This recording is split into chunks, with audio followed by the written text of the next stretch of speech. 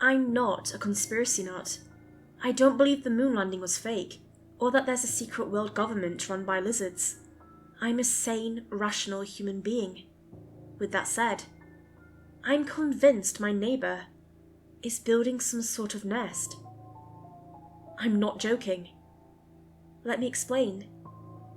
I got divorced about a year ago and had to move to a new place on short notice. I got a pretty decent 2-room apartment on the 3rd floor of an old apartment building.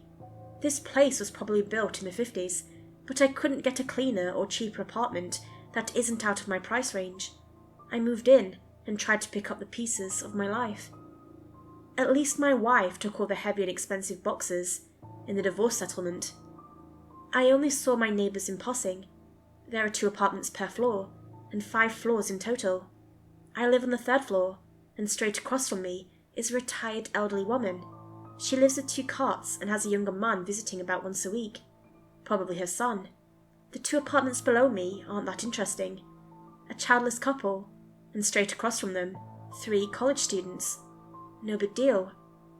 The apartment straight above me was probably the most important one. That's the one you gotta look out for when moving to a new place. If anything is going to disturb you, that'll be the one. You don't want them to be clog dancing enthusiasts, manic cleaners, or the kind of idiot who listens to music with loudspeakers on the bus. The guy who lived above me, Hugo, was an ideal neighbour. He was some kind of accountant who worked at the sanitation department. He kept to himself, never moved a single piece of furniture, and didn't move around much. No slamming doors, no running. He was pretty big, body-wise, with a sizable pair of glasses and thinning hairline. He lived alone, seemed friendly, and he was simply the best neighbour I'd ever had. God bless that silent, chunky angel. So, let's talk about the nesting. It started a few months ago, in December. It was the height of the 2020 pandemic, so I was trying to get some minor Christmas shopping done in the off hours of the day. I have flexible work hours, and I can work from home, so I can go out whenever I need to. I was getting a photo printed for my mum and was trying to find a fitting frame. I found this small store with a going out of business sale, and I noticed Hugo browsing some silverware further in. Only he wasn't alone. Christ, I'm having a hard time describing this woman.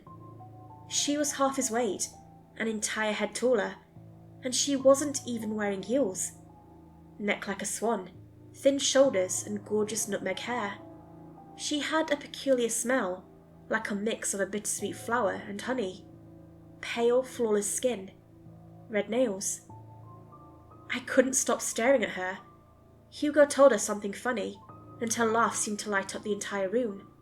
She grabbed his arm, kissed his cheek, and whispered something back at him. He smiled. I'd never seen him smile before. I saw them buy plates, silverware and a few blankets. Nothing special. She paid for the whole thing and carried it all out in a tote bag. Hugo just hung to her every word, but they both seemed to genuinely care for one another. It didn't make sense to me. They were basically different species of people. Over the coming days, I noticed some changes. I could sometimes hear laughter coming from the stairwell, and I could hear furniture being moved around during the day. Hugo got himself a new car, one of those large 6-seaters. They were drilling and hammering a few times a week, and on 2 occasions, I noticed Hugo and his girlfriend carrying large carpets up the stairs. He seemed so happy. I don't want to sound like a stalker, but I was curious about the 2 of them. I noticed they'd changed the names on the door. That's how I learned her name. Sandra. After going through a painful divorce, I'll be the first to admit I was jealous. Sandra was gorgeous, and it didn't make sense for her to be with a guy like Hugo. I was spending weeks on end in lockdown, alone, hearing laughter coming through the ceiling. Yeah, it made me bitter. Sue me. Then her family moved in. Hugo helped carry a lot of heavy boxes up those stairs, and I caught a glimpse of the whole crew through my back window. Sandra had 2 younger sisters, both just old enough to start high school. Then there was her dad, who looked to be in his early 60s. The whole lot of them were beautiful. Everyone smiling, eager to help. Healthy, happy, well-dressed. You could fall in love with either one of them, with just a picture. It was weird for so many of them to move into such a small apartment, but I'd seen stranger things. I figured it was a temporary thing, but I changed my mind once I saw the moving vans. Yes, that's vans, plural. 3 vans full of boxes, not a single piece of furniture. Hugo looked exhausted carrying those heavy boxes up and down several flights of stairs. Sandra didn't seem bothered at all. I know, looking at them like that was creepy. I was painfully single, and most of all, bored. As December turned to January, the whole family had settled in quite well. They were still decent neighbours. The hammering and drilling stopped early on, and at most, I would just hear them laughing at something or watching TV. Hugo would leave for work every day, and he'd always leave with a smile. He lost a lot of weight, and he'd gotten himself both contact lenses and fitting clothes. He looked good, not compared to Sandra, but still, he was getting there. I ran into him in the stairwell once when I was throwing out some trash.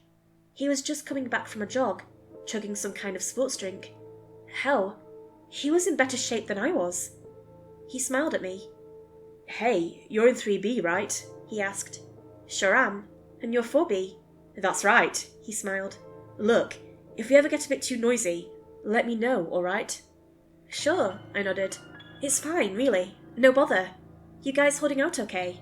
Yeah, great actually.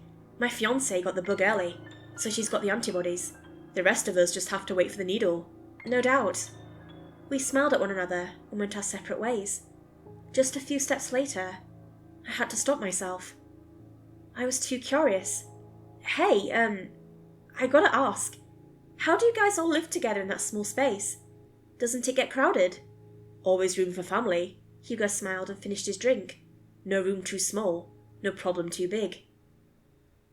That was the last time I saw him. I stopped seeing him go to work. His car stayed parked in the parking lot all day. I'd see Sandra around town, alone. Her sisters as well. I noticed her dad throwing out some trash every now and then, but that was it. Hugo just wasn't around anymore. I didn't think too hard about it at first, but in early March I realised I hadn't seen him in over a month. His name was still on their door though. Him and Sandra. This is when I started to get a bad vibe. I started to make a habit out of taking notes of things that seemed weird or out of place with Sandra and her family. Like their trash bags. They're not just trash bags. They're these big blue mesh-type bags that are heat-sealed at the top. Looks like something you'd use to throw out biohazardous waste from a hospital. They were round and packed to the brim, like beach balls. Then there were the nightly excursions. Once the sun started to set, all the sisters would take Hugo's car and go for a ride. They'd only be gone for a few hours, but they did it consistently for at least 4 days of every week, mostly on the weekends. But the weirdest thing started in mid-March. For some time, their dad had been throwing out more trash than usual, sometimes several times a day. And at night, I'd hear these weird noises. It sounded like a mix of an engine and a nature documentary. This low, constant droning noise. I tried recording it in my bathroom, where the sound was the clearest, but it doesn't sound like much. Here's what I managed to record.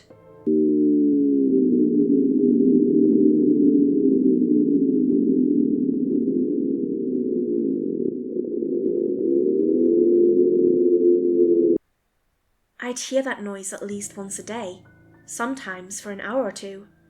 It wasn't loud, but it was such an unusual sound that you can't help but to listen. Things escalated gradually.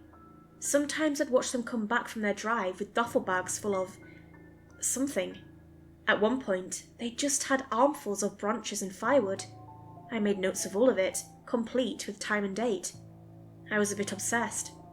I even got out in the middle of the night to check one of their big blue trash bags.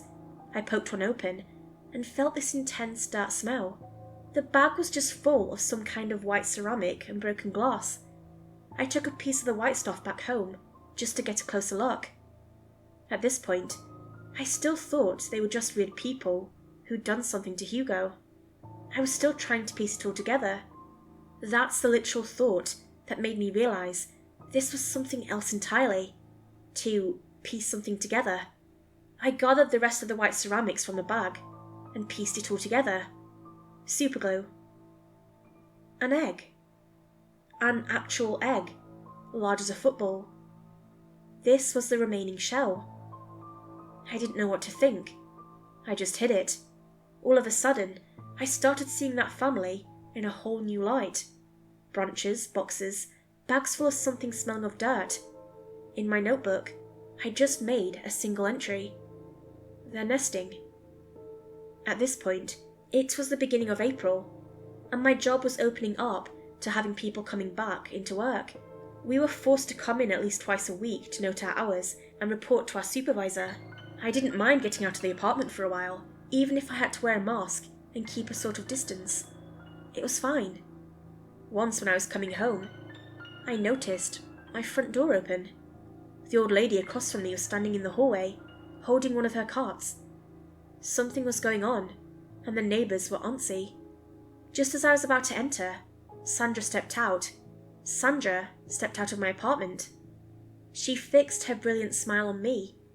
That creepy, gorgeous smile. "We heard noises," she said. "The door was open, and your fire alarm was going crazy." Is there... "It's fine," she said. "The super opened it up to see if there was a fire." I walked up to her, and she stepped aside. I gave her a long, questioning look. "Fire alarms don't just start by themselves," I said. "Where's the super?" "He got a call," said the lady across the hall. "He looked upset." "He did," nodded Sandra. "Sounded serious." "I'm sorry if you were all worried," I said, "but please respect my privacy. You can't just go in." "I was just waiting for the super to get back. He forgot to lock your door." "Well, now I'm here, and I can lock it just fine. Thank you." I closed the door, locked it, and looked over my apartment. My notes were gone. The eggshells were gone. My computer had a hard drive malfunction, and there were screws missing from the chassis. Now they knew. The sisters started noticing me more and more. They waved at me every time they took their nightly drive. Their dad gave me a cold look every time he threw out the trash, now in regular, non-blue bags. The sounds at night stopped, and I never saw them carry anything inside. I was sure they'd just switched up their schedule, but I wasn't sure. I'd run into them more frequently in person. They'd accidentally meet me in the stairwell every time I went outside. Sandra was always polite, but that smile was hiding something. I felt it. Then there was water damage in the ceiling of my bedroom. Something foul-smelling. There was something heavy up there, and the ceiling had started to bulge. I called the supervisor about it, but some man kept telling me that I had to have the papers for an insurance claim before they could fix it. It was bullshit, and they were stalling for time. I think they were trying to cover the fact that the super hadn't been in for at least a month. I'm not stupid. I knew the super didn't have an assistant. The thing is, I hadn't really been paying attention to my other neighbours, the couple downstairs and the college roommates. They moved out a month earlier. I didn't even think about it. Now I had 8 new neighbours, and they were all very, very pretty. 6 women, 2 men, all in their early 20s and drop-dead gorgeous. The entire apartment complex was full of them now. That weird sound I used to hear seemed to come from every direction at night. They were not even hiding it anymore. They were just carrying all kinds of weird trash up to their apartments. Branches, firewood, plastic, bag after bag of fertilizer, and planting dirt. Last week, there were more moving vans coming. Everyone was going outside to help our new, beautiful neighbours carry their stuff inside. I felt trapped in my own apartment and decided, once and for all, to just leave. Once I stepped into the stairwell, I noticed 8 of them, looking at me from all over. They were on the floors above, below, even straight across. Yeah, seems the old lady with the carts moved out as well. Then they screamed. They all just screamed in unison. They were like animals trying to scare away a predator. I could hear boxes dropping and footsteps approaching. I panicked. I glanced at them and burst into a sprint. There were open mouths, screaming, feet running, eyes large and dark, like cats getting ready to pounce on a mouse. I took the fire escape out the back, ran, twisted my ankle, and got in my car. I just drove. Something pounded on my back windshield, but I got away. And now I'm here, posting about it. I'm not sure I should look into this. I just want to get as far away as possible. I don't think I'm safe yet. I'm staying with my brother, and just the other day, he told me there was a beautiful young woman asking for me while I was at the grocery store. I don't know what this is or what they're doing. All I know is that they're nesting, and people are going missing. God, I can't get that noise out of my head. That scream. Those faces.